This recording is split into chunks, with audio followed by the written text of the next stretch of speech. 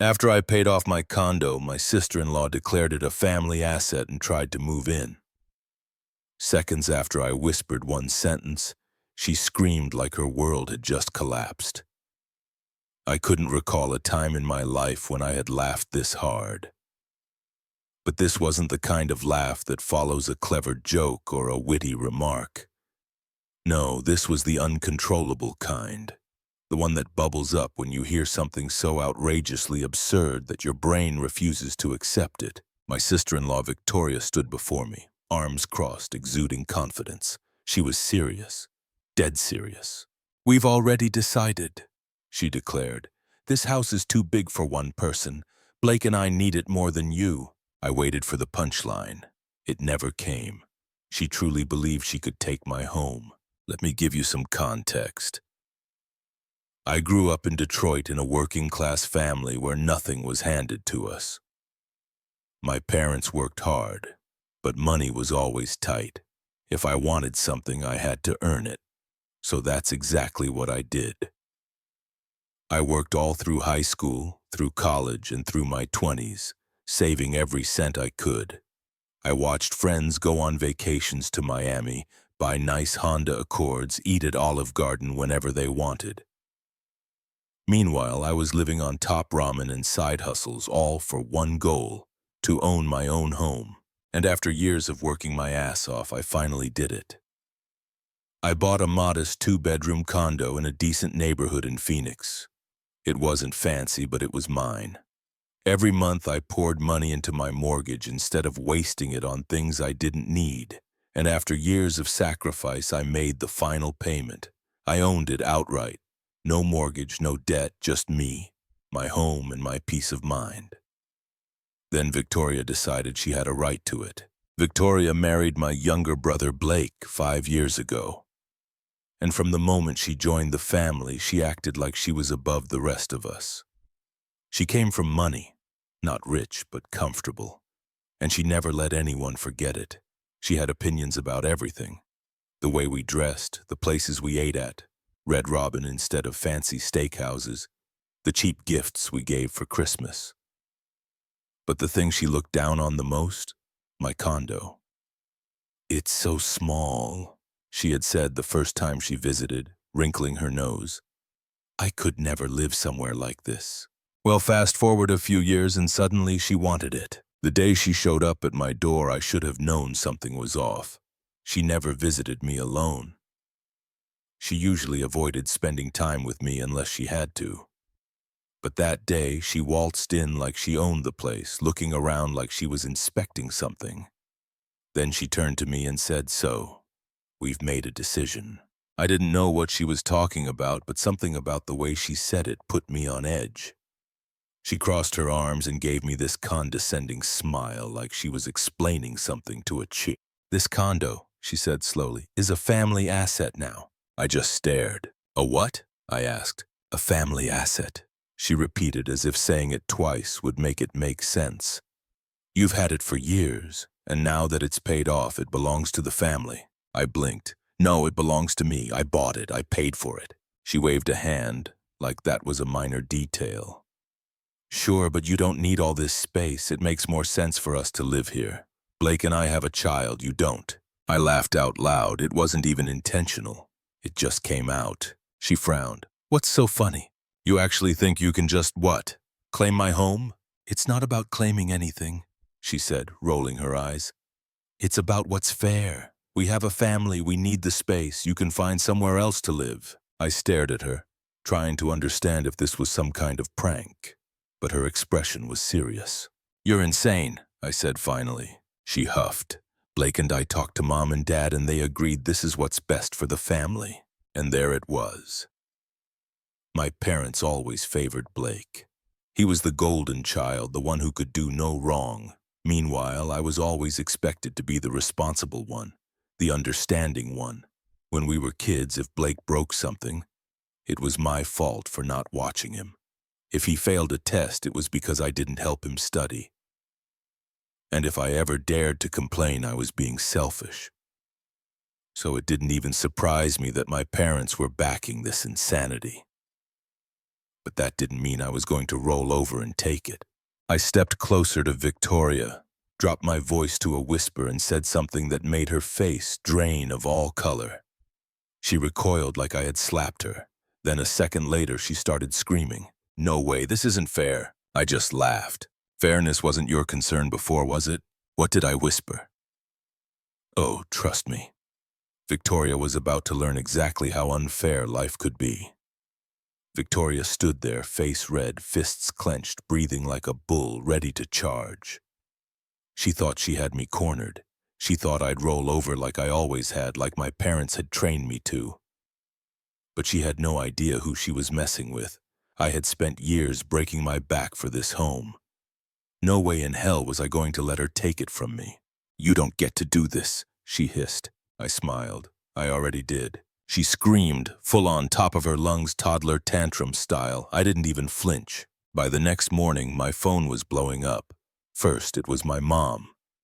"How could you be so selfish?" she snapped the second I answered. "Your brother needs that space more than you. He has a child. You're alone." I rubbed my temple, already feeling a headache coming on. "Mom, it's my condo. I bought it. I paid for it. Blake has no right to it. It's a family home," she insisted. "Family takes care of each other." Funny how that only applied when it was about me giving something up. I muttered. "What was that?" she asked. "Nothing." She sighed like I was being difficult. "You don't even need that much space. You could find a nice little apartment somewhere." I clenched my jaw. "I already have a home. This one." She gasped like I had just told her I was kicking puppies for fun. Then my dad called. Same speech, same guilt trip. Then my aunt, then my uncle. Even some cousins I hadn't spoken to in years suddenly had opinions on what I should do with my home. And every single one of them was on their side. That night, just as I was finally settling down, there was a knock at my door. I knew who it was before I even opened it. Blake. He stood there, hands in his pockets, looking uncomfortable. He wasn't like Victoria. He didn't get loud or aggressive. He just expected things to go his way. "Can we talk?" he asked. I crossed my arms. "Talk," he sighed. "Look, I know Victoria can be a little strong-willed." I raised an eyebrow. "That's one way to put it. But this isn't just about her. It's about our family. Mom and Dad think this is what's best. I think it's what's best." "For who?" I asked. "For all of us," he said like it was obvious. "You're just one person. We're a family. We need the space." I laughed. "You live in a 3-bedroom house, Blake. The rent is expensive," he said. "Not my problem." He shifted uncomfortably. "You don't even use the 2nd bedroom." I leaned against the doorframe, staring at him. "Do you hear yourself?" He didn't respond. Then I said something that made his face go pale. "I looked up your lease." He swallowed hard. "What?" "I know you can't break it early without paying 3 months' rent up front." He went silent. That's when I realized something. This wasn't just about Victoria wanting my condo.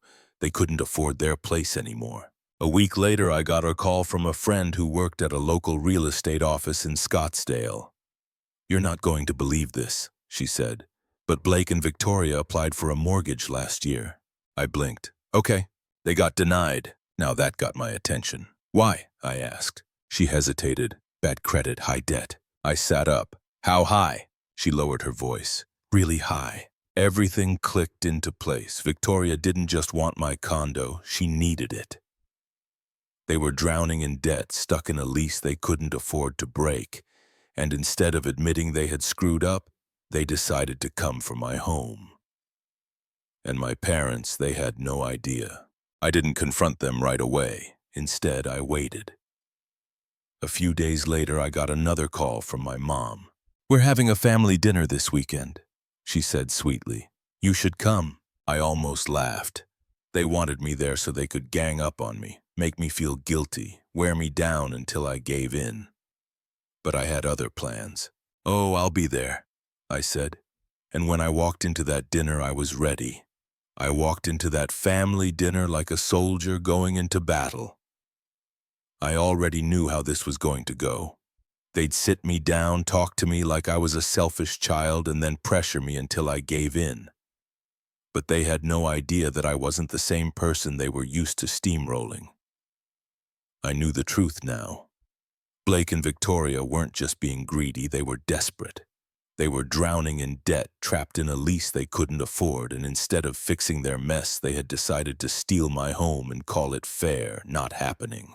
The moment I walked into my parents' house in Tempe, I felt the tension. My mom greeted me with fake warmth.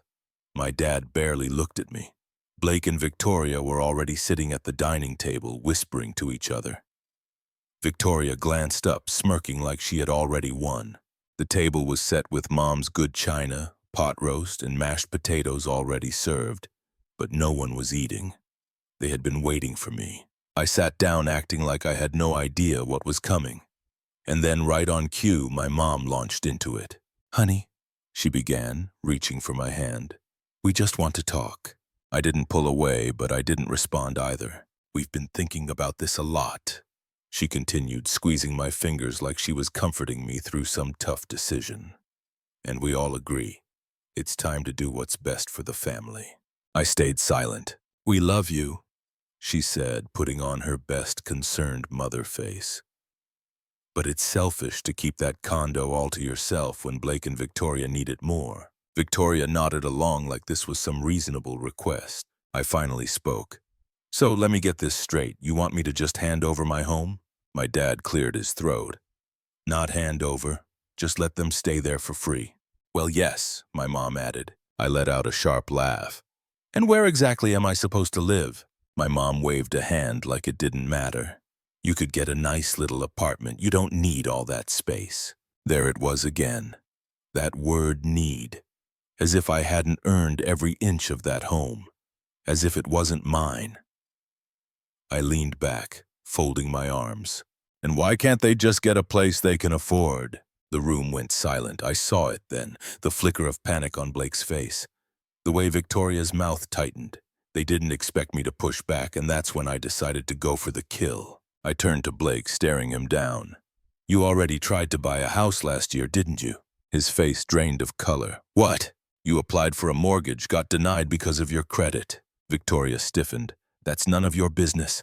I ignored her. "You're thousands of dollars in debt, aren't you?" My mom gasped. "That's not true." I shrugged. "It's true. And that's why you suddenly want my condo, because you can't afford your place anymore." Blake looked like he wanted to sink into the floor. Victoria, on the other hand, snapped. She slammed her hand on the table. "You have no right to dig into our finances." I raised an eyebrow. "And you have no right to take my home." She opened her mouth, then shut it, face twisted with rage. My mom turned to Blake, eyes wide. "Is this true?" Blake swallowed hard, but didn't answer. And just like that, the entire dynamic shifted. I saw it on my mom's face, the first crack in her blind loyalty to Blake. "See," I said, "she could justify pushing me aside when it was just about fairness, but debt, bad financial decisions, that was different." "You lied to us?" she asked, voice shaking. Blake sighed, rubbing his temples. "It's not like that." "Oh, really?" I said, "because it seems exactly like that." I turned to my dad. "So let me ask you this. If I hadn't found out the truth, would you have still taken their side?" He didn't answer. I let out a bitter laugh. Unbelievable. Then I stood up. "I hope this was worth it," I said, looking directly at Victoria. "Because you just lost any chance of ever getting anything from me." She glared at me, jaw clenched. "You'll regret this." I smirked. "Try me." Then I walked out. I thought that would be the end of it. I thought they'd be too embarrassed to try anything else. I was wrong, because 2 weeks later I came home to find someone had tried to break into my condo. The lock was damaged, the door had scratches, and I knew exactly who was behind it. But I wasn't just going to change my locks and move on. Oh no. If they wanted to play dirty, I'd show them just how nasty I could get. I stood in front of my door, staring at the scratched-up lock. Someone had tried to break into my home. I knew exactly who it was. I could have called the cops right then and there. I could have changed the locks, installed cameras, and moved on. But after everything Victoria and Blake had tried to pull, that wasn't enough. They had declared war, so I decided to end it. Instead of rushing to fix the lock, I played it smart. First, I called a locksmith and told them to install a hidden camera in the peephole. It looked like a regular door viewer, but inside it was recording everything. Next, I upgraded my security system. New locks, motion sensors, and a camera pointed straight at the hallway. Then I waited because I knew one thing for sure: Victoria wasn't done, and I was right. 3 nights later, at exactly 2:37 a.m., my phone buzzed. Motion detected. I opened the app and saw a live feed of Victoria standing at my door. She was holding a screwdriver trying to pry open my lock. I recorded everything. Then I called the police. It took them 7 minutes to get there. And when they did, Victoria was still hunched over my doorknob, completely unaware she was about to have the worst night of her life. When the cops yelled, "Hands where we can see them!" she screamed. I opened my door just in time to see her face down on the floor getting cuffed. It was beautiful. Victoria was arrested for attempted burglary. She tried to spin some ridiculous story about forgetting her keys, but the police weren't buying it. Not when the footage clearly showed her breaking in. And Blake? Oh, he was screwed. Turns out Victoria was on probation. Some small fraud incident from years ago that she had managed to keep quiet. But now this arrest violated her probation and she was facing serious charges. My parents begged me to drop the charges.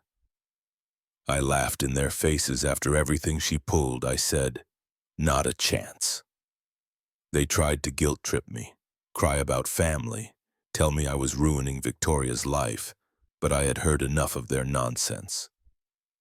I turned to Blake and asked, "Did you know she was going to break into my place?" He couldn't even look me in the eye. That told me everything I needed to know. Victoria ended up serving 3 months in jail. When she got out, she had a criminal record, making it even harder for them to get a mortgage. Their debt got worse. Their landlord in Chandler raised their rent, and within 6 months they were evicted. And me? I sent them a housewarming gift, a framed photo of my condo with a note that said, "Hope you enjoy your new place." Oh wait, you don't have one. I blocked them after that, never spoke to them again. And my parents, they tried to mend things after a while, but they had made their choice.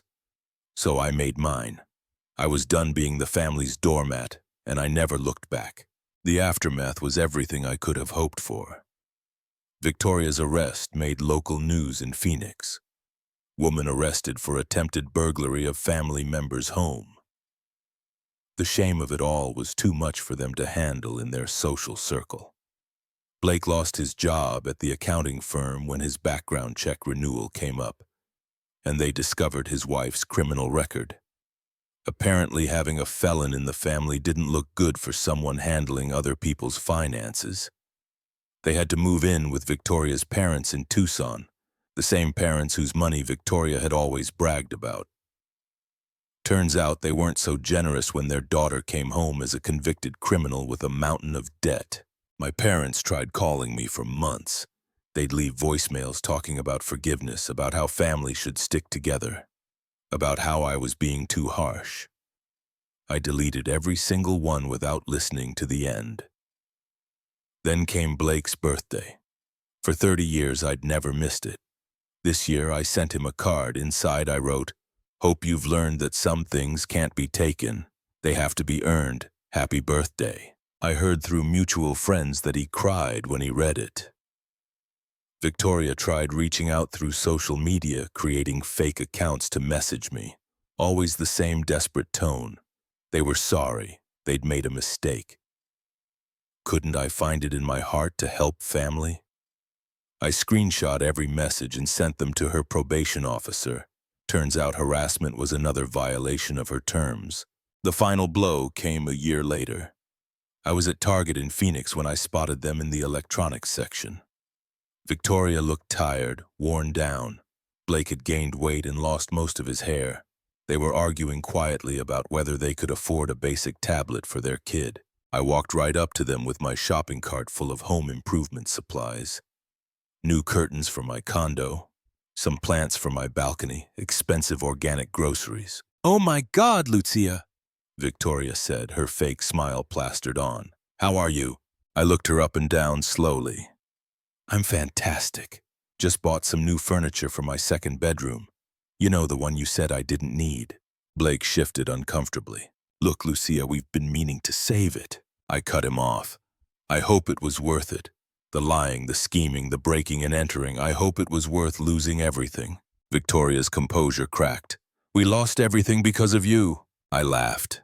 That same uncontrollable laugh from the day she first tried to claim my home. No, I said. You lost everything because you thought you could steal from me and call it family. I leaned in closer, lowering my voice. And just so we're clear, if you ever, and I mean ever, come near me or my property again, I won't hesitate to call the police. You're one violation away from going back to jail, Victoria. Don't test me. She went pale. Blake grabbed her arm, pulling her away. Come on, we're leaving. As they hurried off, I heard Victoria hiss at Blake. This is all your fault. I told you we should have just asked her for money instead. Even in defeat, she still didn't understand. It was never about the money or the space or what was fair. It was about respect. It was about understanding that some things aren't yours to take, no matter how much you want them or think you deserve them. I finished my shopping, went home to my paid-off condo, and made myself a celebratory dinner. Steak, wine, and the satisfaction of knowing I'd stood up for myself when it mattered most. If there's one thing I learned from this whole mess, it's this. Some people think family means they can walk all over you. The only way to stop them is to make sure they regret it, and trust me. Victoria and Blake will never forget the day they tried to steal from Lucia Martinez. Never again would anyone in my family or anywhere else mistake my kindness for weakness. My condo is still mine, my life is still mine, and my self-respect. That's something they could never take away, no matter how hard they tried.